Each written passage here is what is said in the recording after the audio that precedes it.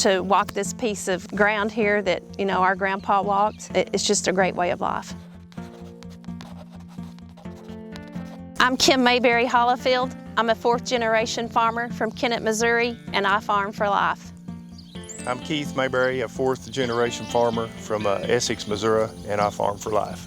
So where we're standing at right now is my grandpa's farm. He bought this farm in the early 1940s and was a cotton farmer.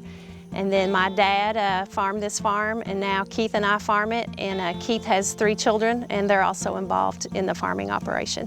It's a wonderful way of life. You get to be your own boss. You get to work with the land that you inherited from your father and from your grandfather. To me, there's not a greater joy in the world to walk this piece of ground here that, our grandpa walked. It's just a great way of life. So cotton is a real emotional crop for most of the cotton growers in the Boot Hill. Ever since I can remember, there's been cotton on this farm. We would come home from school in kindergarten and first grade. This is way before we had module builders and we had actual cotton trailers. And the pickers would dump the lint in the cotton trailer, and somebody had to pack that cotton.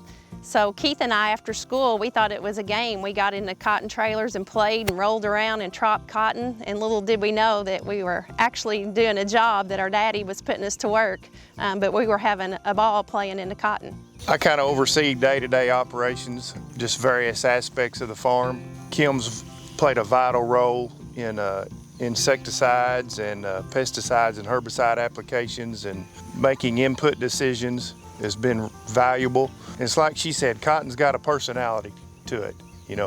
It's always something different when you walk in the field. It's not like corn or beans. Every 10 days, cotton's doing something different, and you kind of get emotionally attached to it. Water's a valuable resource and becomes more valuable every day. And Southeast Missouri has an abundance of water, but we want to keep it that way. We don't want to waste it. And scheduling our irrigation is one way we can save as much water as we can save and not be irrigating when we don't need to. So cotton's a really misunderstood crop. There's a lot of misinformation in the marketplace about cotton. It's perceived as being a water hog, and cotton is actually a desert crop. It doesn't require as much water as other crops, say as corn or soybeans.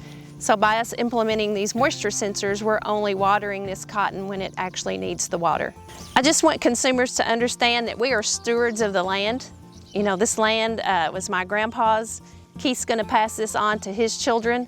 It's our job to take care of it while we're managing it. We're going to do everything we can to keep this land productive. We take great pride in the fact that we feed and clothe the world. When you talk about Farm for Life, I think about my dad. He's 80 years old. He's still active on the farm. He gives Keith and I advice, solicited and unsolicited. It's really great to have his experience to fall back on. And hopefully, Keith and I can do the same thing when we turn this over to his children. I think as a farmer, it's in your blood until the day you die.